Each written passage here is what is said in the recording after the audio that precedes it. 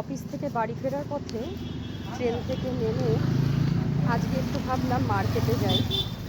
আমাদের শ্রীরামপুরে অ্যাকচুয়ালি কিছু কেনাকাটারও ছিল। তো এত ভিড় থাকে সন্ধ্যা থেকে, এই 9টার সময়ও দেখুন কত ভিড়, 10টা পর্যন্ত মোটামুটি ভিড় থাকে।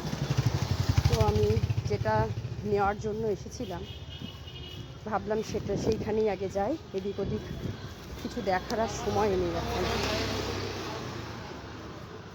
কিনতে এসেছি এগুলো অ্যাকচুয়ালি আজকে আমি কিছু পুজোর কেনাকাটা করতে এসেছি ঠাকুরের।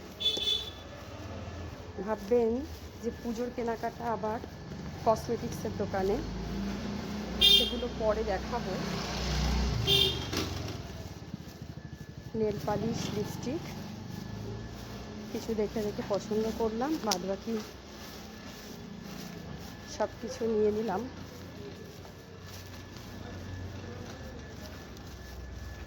এগুলোর পরে আপনাদের দেখাবো কিসের জন্য এগুলো নিয়েছি আর এগুলোকে নিয়ে কী করব। আমার চুড়িগুলোর মধ্যে